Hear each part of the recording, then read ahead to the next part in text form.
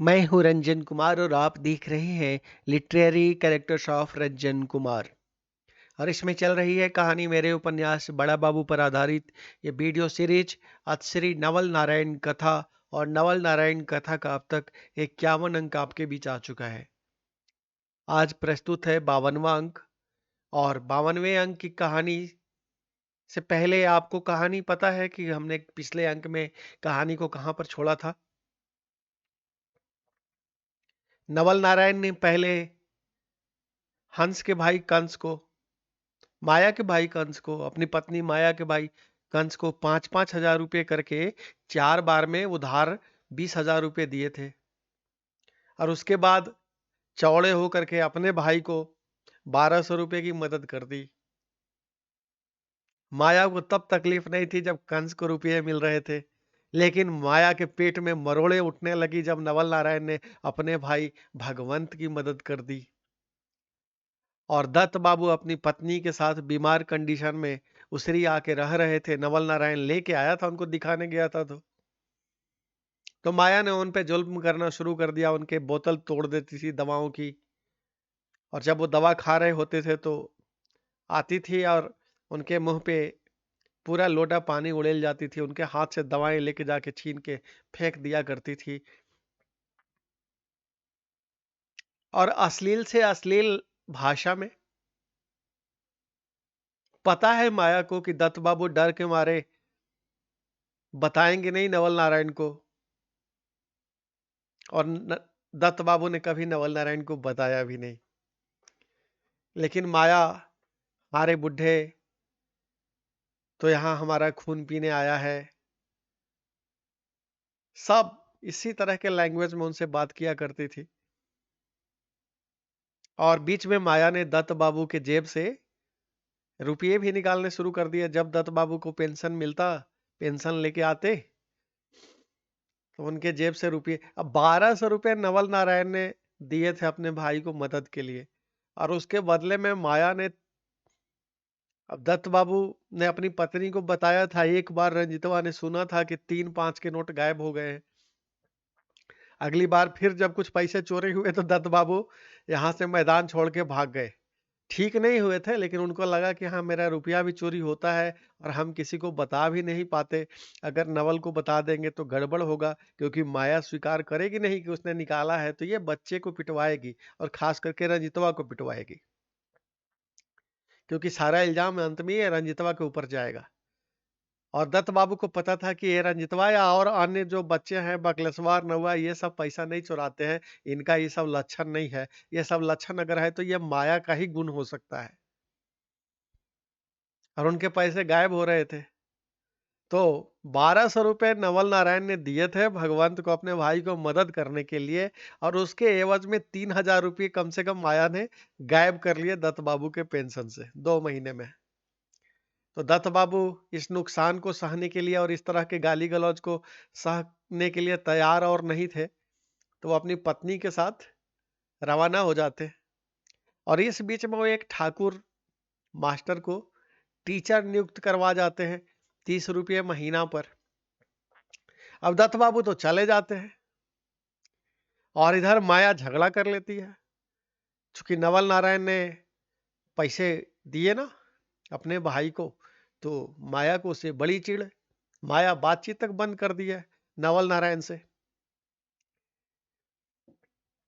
तो अब बच्चों की जरूरतें नवल नारायण को कौन बताएगा, क्योंकि माया तो बात ही नहीं करती। माया तो खाने के लिए भी पूछवाती है, रंजितवा के माध्यम से, बड़का पूछो खाना खाएंगे, खैनी खाएंगे, खैनी बना दे।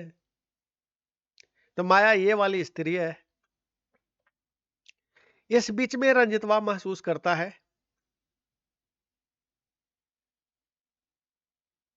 कि एक घर में जो सन्नाटा और एक तनावपूर्ण माहौल बना हुआ है, तो दिन भर कोई किसी से बात नहीं करता। अगर रंजितवा बताए कि मेरा पेन खत्म हो गया, मेरा लीड का रिफिल खत्म हो गया, मेरी स्याही खत्म हो गई, तो माया कहती है हम कुछ नहीं जानते, खुद जाके बात करो। और जब रंजितवा नवल नारायण को कभी बताने गया तो नवल नारायण ने क्या करना शुरू किया, बोला इससे पूरे महीने तुम्हारा चलना चाहिए। और एक रिफिल का पैकेट, लीड का जो बॉल पेन की रिफिल होती है, वो 12 का एक पैकेट आया करता था, वो ला करके दे देते हैं। अब माया का इंसाफ देखिए, माया क्या करती है, वो 4-4 रिफिल तीनों में बाँट देती है, कहती है इसका बराबर बँटवारा होगा। बकलेशवा और अरनउआ पढ़ता नहीं है, उसको तो पेंसिल से लिखना है, 3rd क्लास तक तो पेंसिल से ही चलेगा। अब उसमें अरनउआ अभी 2nd क्लास में आया है फर्स्ट पास करके, और बकलेशवा तो अभी फर्स्ट में ही है कि 6-6 महीने में उनके 1 साल के 2 क्लास बदले गए थे। तो उनको अभी पेन से लिखना नहीं है। लेकिन माया वो जो रिफिल रंजितवा के लिए आया है नवल नारायण द्वारा, उसका बंटवारा कर देती है 4-4, और उस रिफिल को लालटेन के ऊपर गरम कर करके और अरनउआ उसका गुब्बारा बना के फुला के बर्बाद कर देता है, फेंक देता है। बकलेशवा भी वैसे बर्बाद कर देता है। अब जब रंजितवा की 4 रिफिल खत्म होती है, तब माया को कहता है कि अब मैं क्या करूं? तो माया कहती है हम नहीं जाते उनसे कहने के लिए, हम तो उनसे बात भी नहीं करते। रंजितवा नवल नारायण को कहने जाता है मेरा रिफिल खत्म हो गया। नवल नारायण कहाँ सुनने को तैयार है, 2 चांटा खींच के देते हैं, कहते हैं मैंने 12 रिफिल ला के दी थी, कहा था 1 महीना चलाना है, अब अगले महीने रिफिल आएगा। नवल नारायण ना कुछ पूछते हैं, ना कुछ सुनना चाहते हैं। रंजितवा कहना भी चाहता है तो नवल नारायण सुनने को तैयार नहीं है। नवल नारायण को इनफैक्ट कोई वास्ता होता ही नहीं था, कौन पढ़ रहा है, कौन लिख रहा है, किसका क्या कमी है। वो कहने गया तो उनको ये भी मतलब नहीं है कि चलो अगर कुछ दिक्कत आ ही गई है, डांट भी लिया, मार भी लिया, तो इसका सोल्यूशन तो निकालेंगे नहीं। नवल नारायण तो अपना उल्टे पांव चल देते हैं अपने बाजार की तरफ। फिर रंजितवा कहता है मैं स्कूल जाके करूंगा क्या, जब मेरे पास लिखने के लिए पेन ही नहीं होगा तो माया कहती है हम कुछ नहीं जानते, हम तुम्हारे बारे में बात नहीं करने जाने वाले हैं, हमारी तो कोई बातचीत ही नहीं होती है। तो माया नील घोर के, कपड़े में डालने के लिए जो नील आता है, वो घोलती है और कहती है इससे जो, उस वक्त एक इंक वाली पेन आती थी जिसमें इंक भरी जाती थी, कहती है इसमें नील डालो और नील में 4-5 बूंद पानी डालो, और उसके बाद लिख के दिखाती है, बोले देखो ये चल रहा है, लो और स्कूल जाओ। अब रजतवा जाके स्कूल में कलम खोलता है तो अब चल ही नहीं रहा है, क्योंकि नील तो सूख गया अंदर। फिर आके प्रॉब्लम बताता है, उस वक्त तो स्कूल में किसी दूसरे बच्चे ने उसको मदद कर दी। फिर माया को आके प्रॉब्लम बताता है, बोला मेरा कलम तो चल ही नहीं रहा। तो माया कहती है उसमें पानी डाल दिया करो ऊपर से। मतलब जब लिखने का काम हो तो 1 बूंद पहले पानी ठुपकवाना है। अब ये रंजितवा को कैसे पता चले मास्टर साहब कब जो है लिखने के लिए बोलेंगे, क्योंकि जब तक मास्टर साहब कुछ पढ़ा रहे हैं तब तक तो पेन फिर सूख गया। फिर उसके ऊपर 1 बूंद पानी ठुपकाना है, तब उसे लिखाएगा। ये सब समस्या आकर के माया को बताता है, तो माया कहती है तुम जानो, तुम्हारा काम जाने, लिखना है तो ऐसे ही नील से लिखो, मैं कुछ नहीं जानती।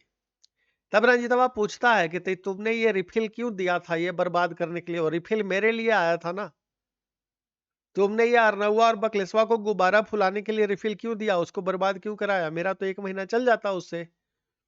तो माया पिटाई करती है रंजीतवा की, कहती है हम बराबर की हिस्सेदारी लगाएंगे, हमारे पास 2 रंग का हिसाब किताब नहीं चलता है, जो भी तुम्हारे लिए आएगा वो सबका बंटवारा करेंगे, और वो बकलेसवों को मिलेगा, चाहे ये उससे खेले, चाहे ये उसको फेंक दे, चाहे ये उसका प्रयोग करे, हमें इससे मतलब नहीं है। और जो नवल नारायण अपने भाई को इतना बड़ा दान देते चल रहे हैं, सदाव्रत बांटते चल रहे हैं, वो नवल नारायण से जाकर के कहो, और जो भी तुम नवल नारायण से मांगोगे या जो भी लेके आओगे, हम उसको 1/3 बांट के तुम्हें 1/3 देंगे, और बाकी दोनों को बांट देंगे। अब रंजितवा को ये हिसाब किताब तो माया का समझ नहीं आ रहा, ये लॉजिक भी समझ में नहीं आ रहा, क्योंकि उनकी जरूरत तो नहीं है, अरनउआ और बकलेसवा की तो जरूरत में नहीं है अभी पेन, रिफिल।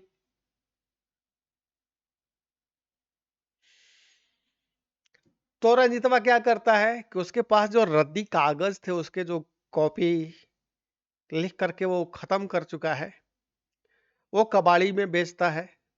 माया कहती है हम कुछ नहीं जानते, तो कबाड़ी में बेचता है, और उससे जो पैसे मिलते हैं उससे जा करके चूंकि उससे अब एक पैकेट रिफिल नहीं आ सकता था, लेकिन एक दवा स्याही आ सकती थी। तो रंजितवा एक दवा स्याही लाता है, तो माया क्या करती है, वो स्याही का भी 3 हिस्सा कर देती है और 3 अलग अलग बोतल में बना के कहती है, अब ये अरनउआ का हुआ और ये बकलेसवा का हुआ और ये तुम्हारा है। अब कुछ दिन तो रंजितवा का काम चल जाता है उससे, स्याही के पेन से लिख लिख के बेचारा अपना काम चलाता है।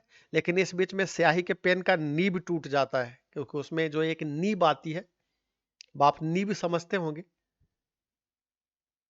तब माया को कहता है, तो माया कहती है, हम तो कुछ नहीं जानते, तुम जानो और तुम्हारा काम जाने। और वो जो स्याही बांट दी थी माया ने, वो स्याही खेल के बर्बाद कर देता है, ड्रॉपर ड्रॉपर से निकाल निकाल के जमीन पे गिरा के, कहीं दीवालों पे रंग के, कहीं कुछ और करके। अरनउआ और बकलेसवा दोनों मिलकर उसे बर्बाद कर देते हैं। रंजितवा ये देख रहा है चुपचाप माया का ये बंटवारा तीनों भाइयों के बीच में, साधन का बंटवारा। कह कुछ नहीं पा रहा है। अब फिर उसके पास पेन नहीं है, फिर कहने बैठता है माया को, मेरे पास तो अब पेन की नींव टूट गई है, अब मैं क्या करूं, अब मैं कैसे लिखूंगा, क्या पढ़ूंगा। तो माया कहती है, तुम जानो और नवल नारायण जाने, हम नहीं कुछ जानते। फिर रंजितवा नवल नारायण को बताने जाता है समस्या अपनी। तब नवल नारायण पूछता है, तुम्हारा पेन का हुआ, हम लीड ला के दिए थे। तब रंजितवा नवल नारायण को बताता है कि लीड हम सब मेरा नहीं था। नवल नारायण उसको थप्पड़ मारते हैं, सुनते नहीं है कि क्या हुआ कैसे हुआ, बस 12 लीड तूने बर्बाद कर दिया, खत्म कर दिया, और उसके बाद इंक वाले पेन का तूने नीब भी तोड़ दिया, तो तुम क्या बर्बादी का ठिका लेके बैठे हो। अब नवल नारायण को जो माया के प्रति गुस्सा है ना, माया से निपट नहीं पा रहे, वो रंजितवा पे निकल रहा है। और रंजितवा भी इधर नवल नारायण ने अपने छोटे भाई को पैसा जो दिया था ना, उसका गुस्सा अब, चूंकि अब दत्त बाबू चले गए हैं, दत्त बाबू की पत्नी भी चली गई है, और हमने आपको पहले ही बताया माया को तो एक टारगेट चाहिए, जिसके ऊपर वो अपना सारा गुस्सा निकालती रहे, जिसके ऊपर सारे ठीकरे फोड़ती रहे। तो उधर से माया ठीकरा फोड़ रही, इधर से नवल नारायण जुल्म कर रहे हैं। रंजितवा को कुछ समझ में नहीं आ रहा कि हम अभी इस परिस्थिति से कैसे निपटे, क्योंकि माया कोई डिमांड बच्चे का आगे बढ़ाएगी नहीं, और रंजितवा जब कहने जाएगा तो नवल नारायण चिढ़ेंगे, थप्पड़ मारेंगे। उसके बाद 4-5 दिन बाद कुछ ला के अगर दे दिए तो ठीक है, नहीं दिए तो भूल गए नवल नारायण। दोबारा नवल नारायण को हिम्मत नहीं है रंजितवा की कि जाके याद दिलाए। माया कोई बात करती नहीं है। नवल नारायण घर आते हैं तो रजितवा से पूछवाती है, खाना खत्थुन, खैनी खत्थुन, बस यही बात होती है। लेकिन रजितवा को एक बात नहीं समझ में आता है। जैसे ही रात को सोते वक्त लालटेन बुझता है, फिर अजीब अजीब सी आवाजें आने लगती है। क्योंकि रंजितवा अब अपने, पहले तो रंजितवा सो जाया करता था खाना पीना खा के लालटेन बुझते ही, और नवल नारायण का चारपाई बीच में लगता था, एक चारपाई उधर एक चारपाई उधर। अब एक चारपाई पे अरनउआ और रंजितवा, और एक चारपाई पे बकलेसवा और माया, और एक बीच की चारपाई पे नवल नारायण।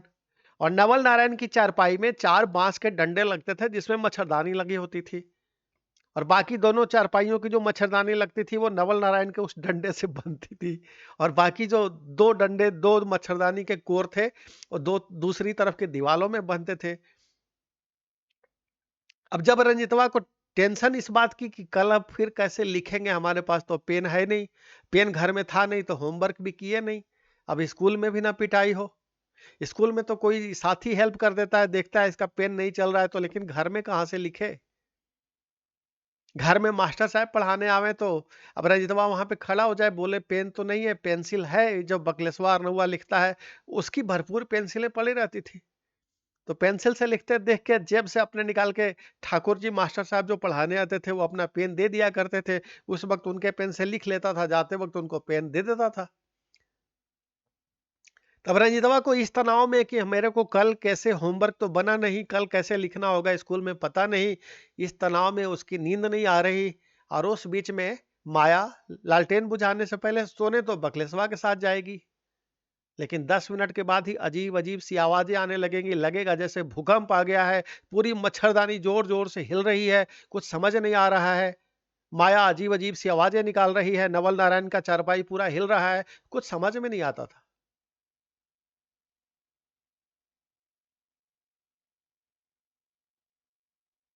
तो एक दिन इसी परिस्थिति को देख रहा था। अब एक बाल मन के ऊपर इसका प्रभाव तो बुरा पड़ना ही था। समझ तो आ नहीं रहा था, किसी से कह भी सकता नहीं था। इसको उसको मन था कि बीना दीदी से कहे, लेकिन बीना दीदी से वो कहा नहीं। तो इस बीच में एक दिन अरनौआ उठ जाता है और कहता है कि मुझे पेशाब करने जाना है। अब पेशाब करने जाना है के चक्कर में नवल नारायण की चारपाई के नीचे टॉर्च रखा रहता था। तो अरनौआ उठता है और सीधे जाकर के टॉर्च उठा के टॉर्च जला देता है। अब नवल नारायण और माया चारपाई पर नंगे।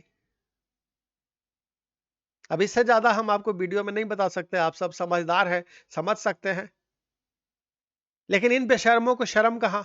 जो माया दिन में बात नहीं करती है नवल नारायण से, रंजितवा के माध्यम से पूछवाती है कि खाना खाएंगे। बच्चों की जरूरतें नवल नारायण को नहीं बता रही है। नवल नारायण तो चारपाई फलांग करके माया की चारपाई पे नहीं गए हैं। सोने तो माया गई थी अपने चारपाई पर अलग। अब अगर माया बात ही नहीं कर रही नवल नारायण से, तो नवल नारायण की चारपाई तक माया पहुंची कैसे और नंगे किस परिस्थिति में है। संजय भैया और जनार्दन चाचा का मुंह मैंने देखा कि इनका जो चेहरा है ना, लाल होता जा रहा है। हमने कहा अभी लानत मत भेजिएगा, अभी कहानी आज का और बाकी है। अभी आप और थोड़ा पेशेंस के साथ सुनिए। माया कितनी बड़ी पाखंडी है और कैसी हरामजादी है, और किस हरामजादे के घर से आई है, क्या इसके घर के संस्कार होंगे, आपको इससे समझ में आ जाएगा। अपने भाई को और अपने मायके में जब कर्ज दे रहा था नवल नारायण, तो माया को कोई तकलीफ नहीं थी, पेट में कोई मरोड़ नहीं था। लेकिन यहां एक और बात क्लियर कर दो, अगर माया को अपने मायके के प्रति प्रेम होता तो भी एक जायज बात कही जा सकती थी। लेकिन समय ने आगे प्रमाणित किया जनार्दन चाचा और संजय भैया कि इस माया को अपने भतीजों के प्रति कोई प्यार नहीं है। यही कंस ने 8 औलादे पैदा करी हैं, और 8 में से कंस की पैदा की हुई कोई भी औलादे ये नहीं कह सकती कि माया ने कभी उनको प्यार से कुछ रुपए गिफ्ट किए हों, कुछ कपड़े गिफ्ट किए हों, या कुछ और गिफ्ट दिया हो, कहा हो बुआ के तरफ से लो बेटा ये लो। क्योंकि अगर प्यार होता मायके के प्रति, प्यार होता भाई के प्रति, तो भतीजे भी तो प्यारे होते, वो भाभी भी तो प्यारी होती, कंस की कंसनी। लेकिन नहीं, माया को मायका प्यारा नहीं है, भतीजे भी प्यारे नहीं हैं। सिर्फ ये कंस प्यारा है, और कंस इसलिए प्यारा नहीं है कि वो भाई है। कंस के साथ माया का क्या रिश्ता है, ये हम आपको इस कहानी में बता चुके हैं। तो माया को उस वक्त बड़ा आनंद आ रहा है जब कंस की मदद नवल नारायण कर रहा है। नवल नारायण तो उसको अपना सार समझ के ही कर रहा है। नवल नारायण को तो ये पता ही नहीं। अब हिंदी का एक विभीषिका मैं आपको बताऊं, अंग्रेज उर्दू में एक शब्द है रकीब। एक स्त्री के जब दो प्रेमी होते हैं तो एक दूसरे को रकीब कहते हैं।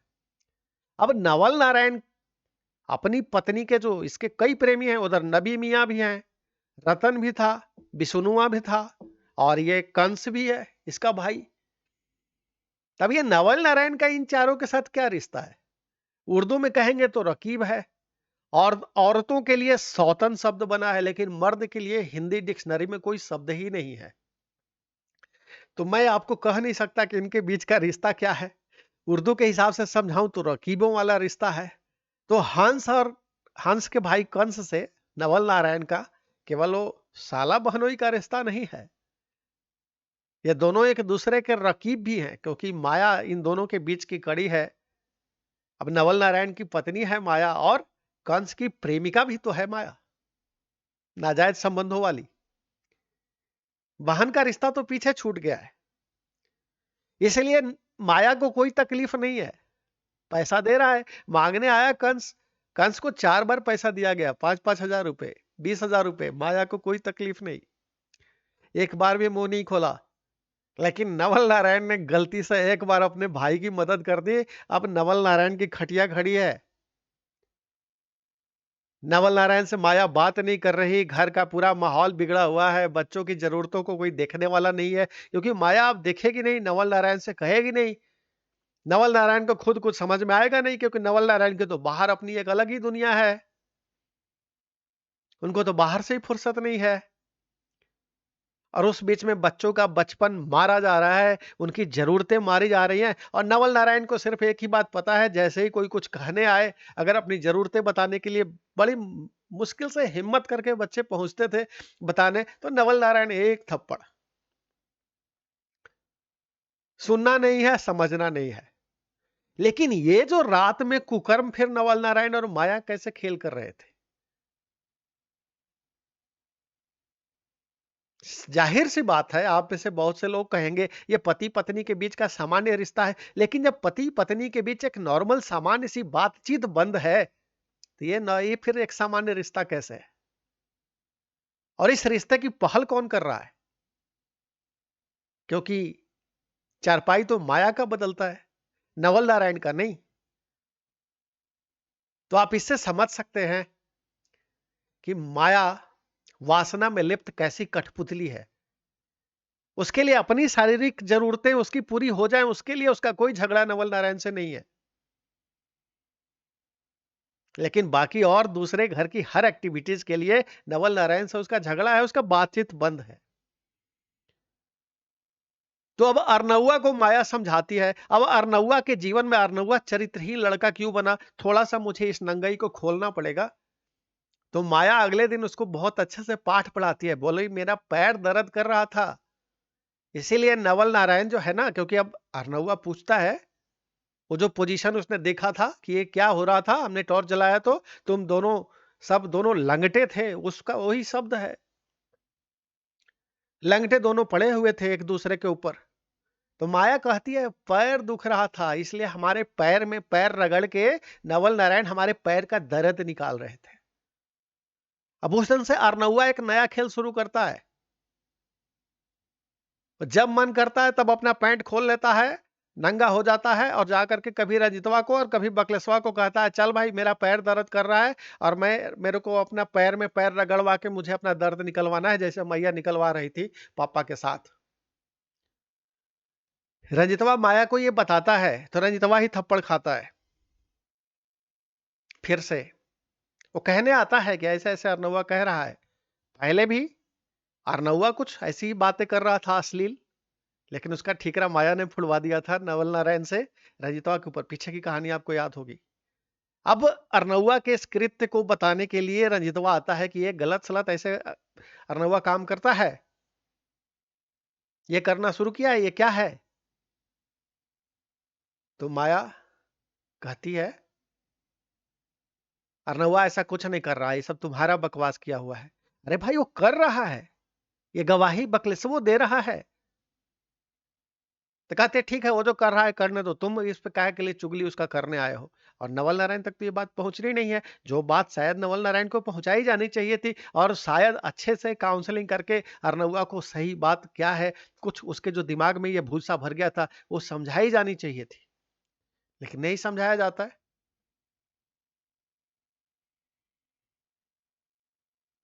उसके बाद कुछ दिनों तक ये प्रक्रिया पे विराम लगती है, रंजितवा की परेशानी बरकरार रहती है।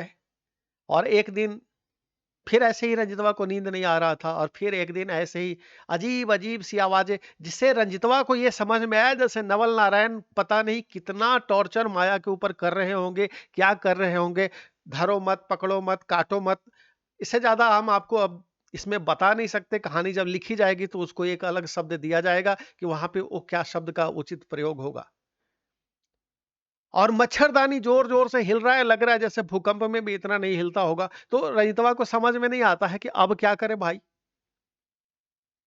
तो उस दिन रंजितवा फिर साहस करता है, उठता है और सीधा टॉर्च जला देता है नवल नारायण के बिस्तर से नीचे निकाल के। अब जो उसने अरनउआ द्वारा कहानी सुना था, दृष्टांत कि ये दोनों नंगे पड़े हुए थे, अब रंजितवा ने देख लिया कि अब ये ऐसे ही नंगे फिर आज पड़े हुए हैं बिस्तर पर। तो उसे तो ये भी नहीं समझ में आया, अभी ये धरो मत, पकड़ो मत, काटो मत, मारो मत, क्या न अभी माया जो इतने 10 मिनट से चिल्लाए जा रही थी, क्या-क्या अजीब-अजीब सी आवाजें करके, रजितवा नहीं समझ पाता है, ये हो क्या रहा था? नवल नारायण पूछते हैं, "क्यों टॉर्च जलाया?"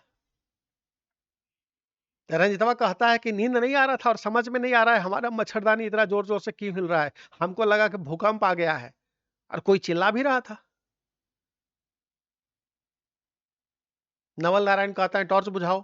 रजतवा कहता है टॉर्च नहीं बुझाएंगे, पहले अब आप बताइए कि चिल्ला कौन रहा था और भूकंप कने आया, कने भागे। अब नवल नारायण को समझ में नहीं आ रहा क्या करे, वैसे ही नंगे पड़े हुए दोनों। अंत में नवल नारायण नंगे उठने के लिए विवश हो जाते हैं बेड से, और उसके बाद उससे रंजितवा की पिटाई होती है 4-5 थप्पड़। रंजितवा को समझ नहीं आता है मेरा कसूर क्या है,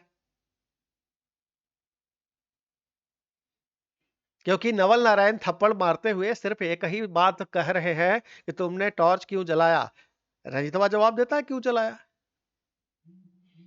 लेकिन नवल नारायण के पास इसका जवाब नहीं है, उसके बाद के किसी चीज का, इसलिए उसको 4-5 थप्पड़ पड़ता है। तो रंजितवा सोच लेता है कि 5 थप्पड़ पड़ चुका है, 2-3 थप्पड़ और पड़ जाएगा। फिर नवल नारायण के सामने ही माया से पूछ बैठता है कि तुम तो बकलेशवा के साथ उस खटिया पे सोई थी, तुम इस पे कैसे आई। फिर तुम ये धर पकड़ मार काट ये सब क्या हो रहा था, ये जो शोर हो रहा था ये तो तू ही कर रही थी आवाज, तू तो बतियाती ही नहीं हो। तो बहुत बदतमीज हो गया है, बहुत बदमाश हो गया है करके 3-4 थप्पड़ माया भी अपना हाथ साफ कर लेती है रंजितवा के ऊपर। तो एक फोल्डिंग रखा हुआ था, उसी वक्त रंजितवा फोल्डिंग उठाता है, कहता है मैं अब यहाँ नहीं सो सकता, क्योंकि मुझे नींद नहीं आती, क्योंकि मुझे नहीं समझ में आता कि लालटेन बुझने के तुरंत बाद इस घर में रोज भूकंप क्यों आता है। और ये समझने के लिए हमने टॉर्च जलाया था, तो हमने देखा, और यही अरनउआ ने देखा था, तो तुमने अरनउआ को कहा कि टांग दुखा रहा है। पहले बता चुके हैं, रिपीट नहीं करूंगा। उसके लिए भी पिटाई हमारी ही हुई, फिर आज पिटाई हमारी ही हो रही, क्योंकि तुम्हारी टांगे तो हमेशा दुखती रहती होंगी। और वो जो माया ने शब्द गढ़ा था, इजाद किया था इसके लिए, पैर दुख रहा था मेरा, इसलिए पैर रगड़ने के लिए हम इस बिस्तर पे आए थे। अब दोनों को समझ में नहीं आता है कि क्या इसका हम शब्द दें, क्या हम इसको समझाएं, क्या हम इसको बताएं। तो रंजितवा को डराते हैं, ऊपर जब सोने जाओगे तो ऊपर भूत आएगा। तो रंजितवा कहता है कि इससे बड़ा भूत ऊपर नहीं होगा। जो भूत मैं यहाँ रोज आते देखता हूँ रात को, लालटेन बुझने के बाद अंधेरे में जो भूत यहाँ आता है और जिस तरह के शोर और हरकतें यहाँ होती हैं, ऐसा कोई भूत छत पर नहीं होगा। मैं अकेला छत पे सो लूंगा। तो बगल में ही बीना दीदी का घर था, उन्होंने रात में अब जब शोर होगा तो ये सब तो वो सुनेंगे, पिटाई हो रही है तो वो सुन रही थी। तो वो अपने छत से आंगन की तरफ झांकते हुए आवाज भी लगा रही थी। फिर रंजितवा बाहर निकल के उनको कुछ कुछ बताने लगता है, तो नवल नारायण जबरदस्ती उसको कमरे के अंदर ठूस देते हैं। तो उसी वक्त वो चारपाई लेकर के छत पे चला जाता है। अब उसकी बीना दीदी को तो रहा नहीं जाता है, छत बिल्कुल लगा लगा सा था। तो वो छत पर से आवाज लगाते हुए कहती है, छत पर से दरवाजा खोलिए, हम आके आप बाबू के पास, हम रहेंगे भैया के पास। तो उस वक्त तो माया ज्यादा शोर ना हो इसलिए दरवाजा खोल देती है, और एक दूसरी फोल्डिंग बिछा करके बीना दीदी वहीं छत पर रंजितवा के पास सो जाती है। फिर अगले दिन रंजितवा से पूछती है पूरी कहानी, तो रंजितवा बताता है, ये भी बताता है कि अरनउआ ने क्या देखा था और अब अरनउआ क्या करता है। तब बीना दीदी तो समझदार है, रंजितवा की समझदारी तो उतनी होगी नहीं, जितना उसने समझा दिया, उससे जो उनको समझना था वो समझ गई होंगी। फिर बीना दीदी जाके अपनी माँ को कहती है ये सब बातें। फिर उनकी माँ के माया के पास आती है और कहती है कि अगर आपको दिक्कत ना हो तो रंजीत बाबू ऊपर सोएंगे, सोने दीजिए, कोई बात नहीं, वहीं पे कह रही है हमारी बेटी बिनवा के भैया के पास हम जाकर के सो जाएं, वो अकेले छत पर सोएंगे तो इससे उनको कम से कम डर नहीं लगेगा, और जब तक मन करेगा तब तक वो पढ़ सकेंगे।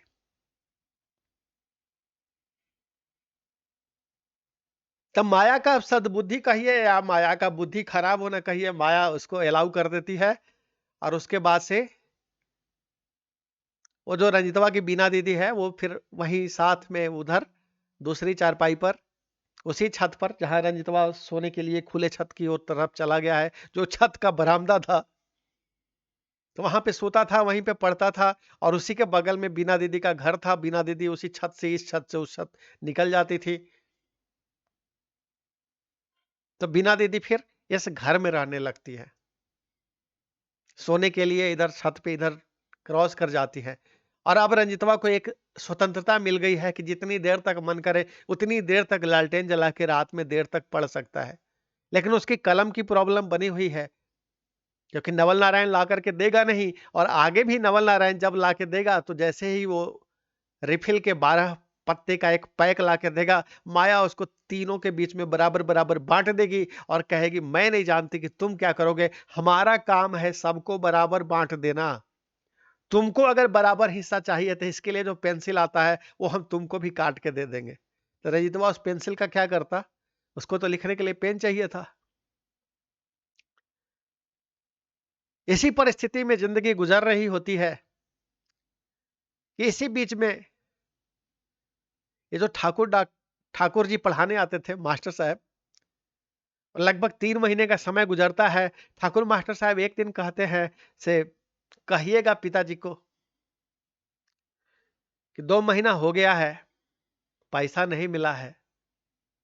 तो रजितवा बताता है ठाकुर मास्टर साहब पैसा मांग रहे थे पढ़ाने के लिए, नवल नारायण जब आते हैं तो पहले तो माया को बताता है, तो माया कहती है हमको नहीं मतलब है, हम लगाए हैं क्या?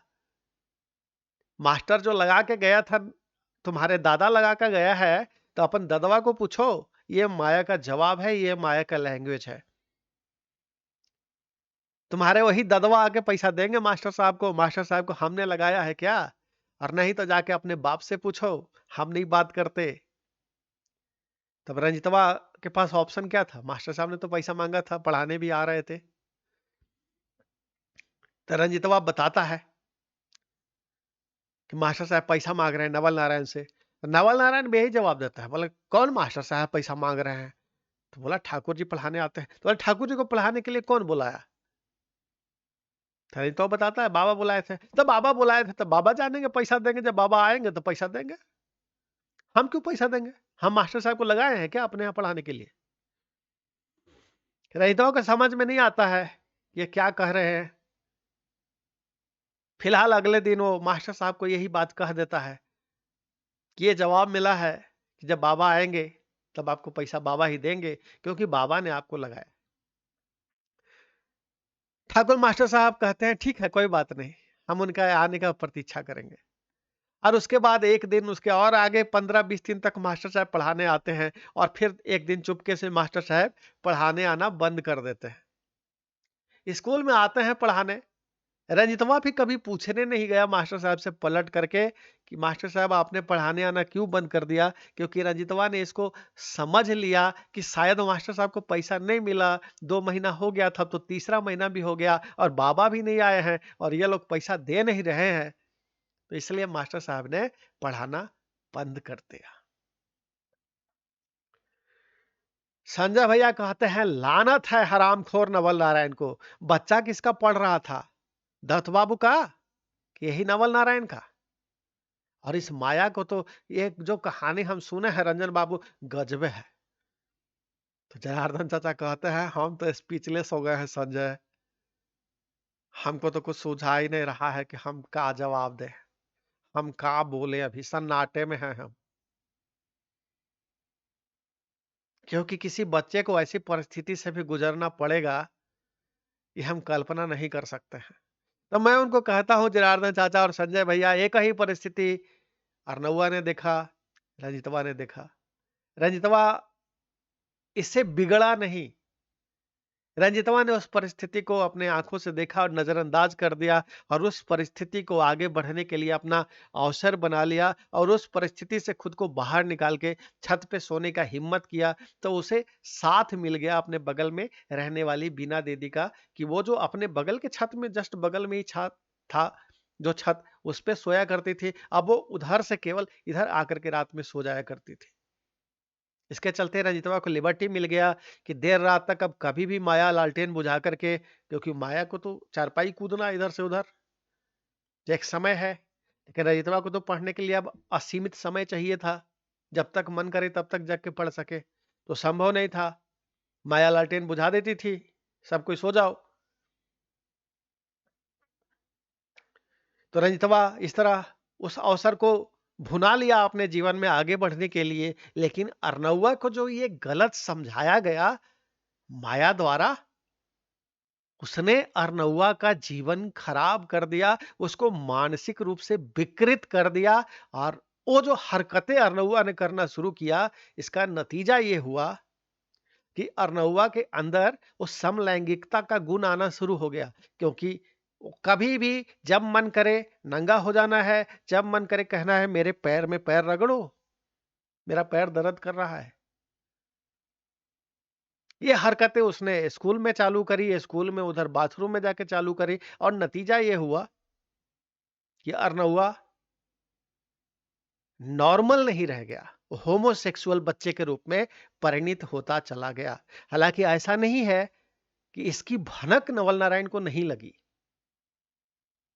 लेकिन अब आप चूंकि लानत आपने भेज दी है, तो आगे हम आपको इसके सूक्ष्म से सूक्ष्म बातें सब बता के आपको सब कुछ क्लैरिटी करेंगे कि क्या क्या हुआ है, क्या क्या हो रहा है इस परिस्थितियों में।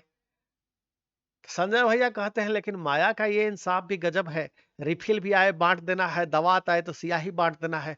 मैं बोला बिल्कुल संजय भैया, ये माया का कानून है, ये नवल नारायण के घर का चरित्र है, ये नवल नारायण के घर की परंपरा है, और ये माया का दस्तूर है। जब रंजितवा की जरूरत थी तब माया ने कभी नहीं देखा कि ये रंजितवा की जरूरत है, इसमें 1/3 बंटवारा क्यों। लेकिन जैसे ही आगे आपको कहानी में पता चलेगा, रंजितवा नौकरी करने जाता है, तब माया और नवल नारायण दोनों को समझ में आता है कि हमें किसकी क्या जरूरत पूरी करनी है। लेकिन इन दोनों बेहूदों को, जब तक था तब तक उसकी जरूरत की चीजों में से बंटवारा हुआ करता था, और वो बांट करके सबको बराबर कर दिया जाता था। इतनी इंसाफ प्रिय थी नवल नारायण की माया।